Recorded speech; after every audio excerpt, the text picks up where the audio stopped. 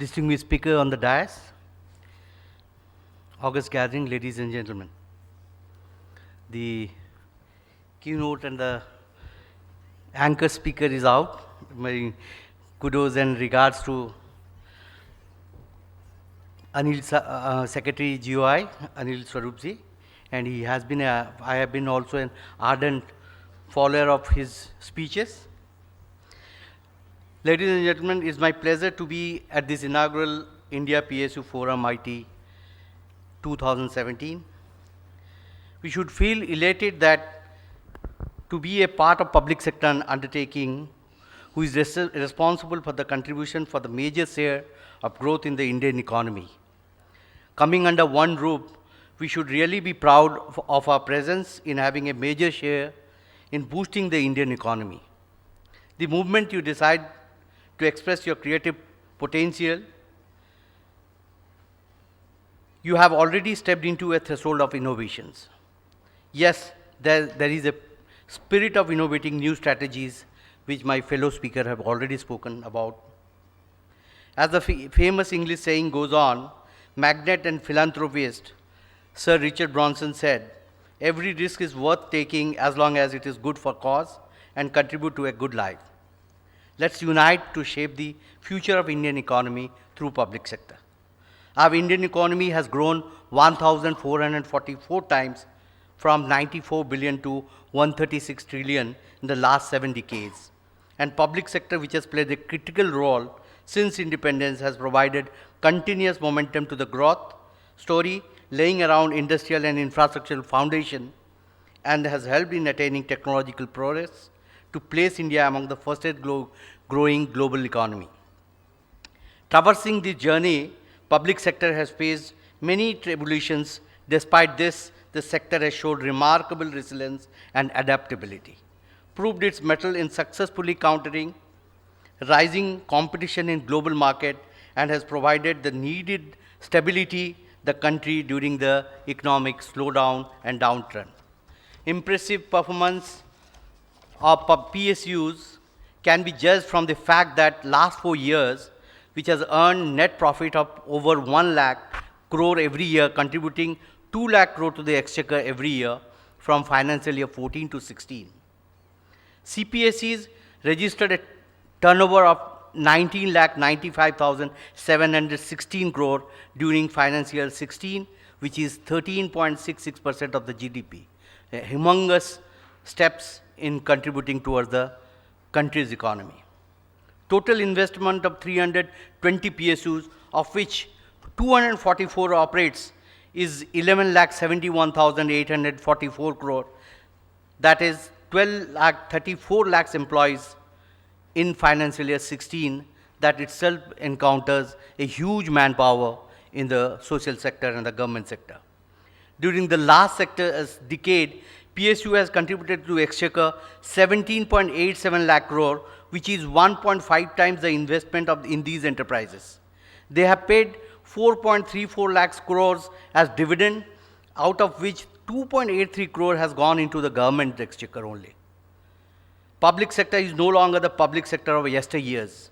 Maharatna PSUs are globally competitive and at the forefront of forging joint ventures in setting up subsidiaries abroad and expanding overseas operations, and many PSUs have, over the years, played a vital role in providing this critical needed infrastructure, not only in domestic sector, is abroad also. ONGC Videsh has done remarkable steps in this regard. In this backdrop of Make in India, CPSEs have gone and given a boost to the manufacturing and the thrust to the R&D.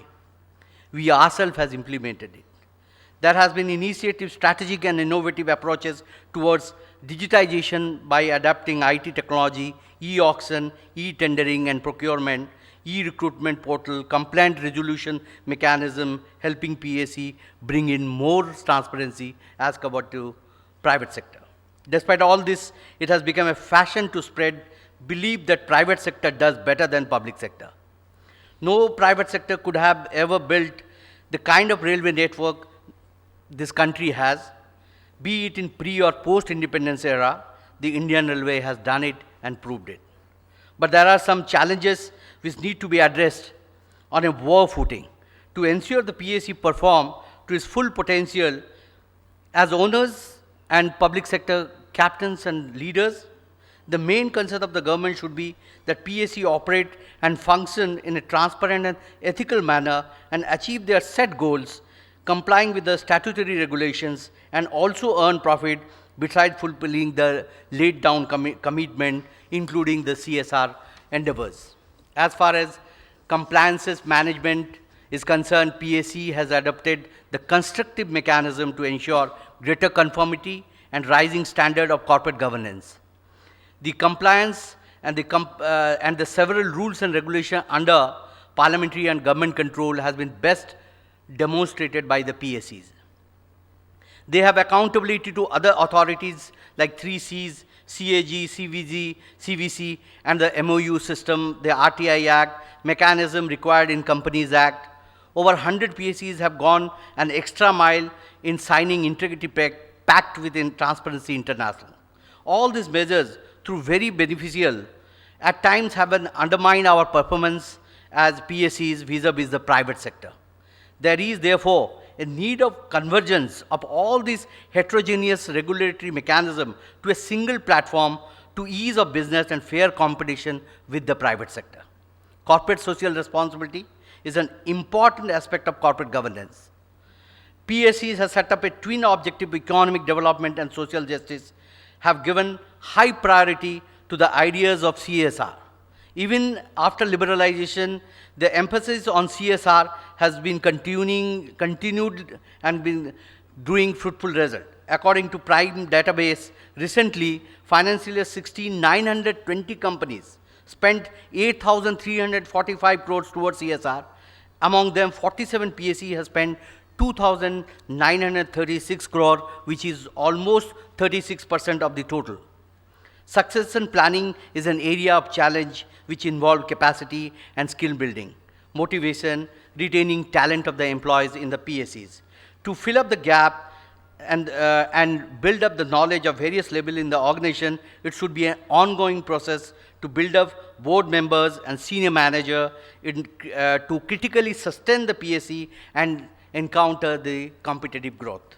PSE boards have a complex collation of diverse and heterogeneous partners, namely the functional directors, government nominee directors, independent directors, who differ in qualifications and possessing varied experience and work culture, and they bring in different ideas. An effective orientation program is required so that they can contribute effectively to the sustainable development of the organization and the various stakeholders, making a sustainable growth for the company.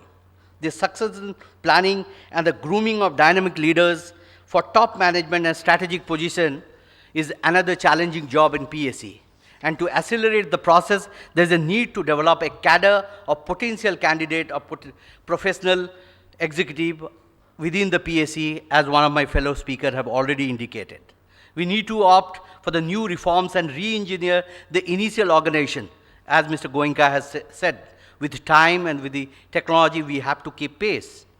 With inbuilt technique and practices, PSE need innovative methods in operating, maintaining, production, and marketing techniques. The new vision and mission and healthy human resource management practice can go a long way to transform the whole scenario of public sector in India, which has contributed humongously, immensely to the growth of this country. Management needs to be streamlined in an appropriate manner, bringing in talented personnel to PSEs. To take the example of my own organization, as Mr. Goenka was not aware that Saha of Iran had a collaboration with my company in putting up a pellet plant. Subsequently, we took up with the aid of Planning Commission, and the pellet plant came up as the first biggest pellet plant for making iron oxide pellets in the western coast of India at Mangalore. To make an example of my KIOCL with the closure of our captive mines, to take the steps to focus in the strategy to explore and invest strategically in creating new growth vectors for the future while continuing to drive the core area fulfillment. My mines, which has demonstrated the best practices in mining sector in the whole of Asia, with 22 million ton ROM from mines to the ship standard got closed in 2005, and we have survived 11 years after we have got a captive mine this year through the reservation route at Bellary. KIOCL signed a number with sister PSUs in the center and state for undertaking exploration and mining of mineral, setting up value addition plant in different parts of the country, and academic institution in R&D. Joint ventures have been taken up with various PSUs in order to enhance the potential expertise and experience in erection and commissioning, operation, maintenance of iron ore beneficiation and pellet plant. We had a huge manpower at stake. We came up with a portal called Operation Maintenance. Now we run many of the plants inside the country which are beneficiation and pelletization. And we make profit and contribute directly to the bottom line. Under the Make in India initiative, a concept has been implemented to use the pellet plant as a tooling to optimize the production capacity and convert imported ore and concentration to pellet and supply back to the customer, contributing 25% of the export of pellet from the country alone by KIOCL. Today, world over, growth and social equity is a buzzword. Public sector is in an advantageous position in this respect. They have improved their performance with sustained transformation in human resource management, technological advancement, operation management, quality management, and incorporating the best practices and corporate governance as well as CSR practices. Their size and overarching presence across the country and various sectors of the economy place them in a better position to be the partner for corporate mission in Make in India, Digital India, Skill India, Swachh Bharat, and many other government-led national programs. With government-conducive policy intervention, PSC can take the entire country among the league of the developed nation as on today. Finally, as I conclude, I say that we have heard opportunity knocks at our door. But I do feel that my perception would be we should knock the door of opportunity. Why wait for a chance? Let us open our opportunity to accept greater global challenges. As Republican Harrington said, there are no dreams too large, no innovations unimaginable, no frontier beyond our reach. Come, let us build a optimistic, nobility and vibrant public sector. Thank you very much.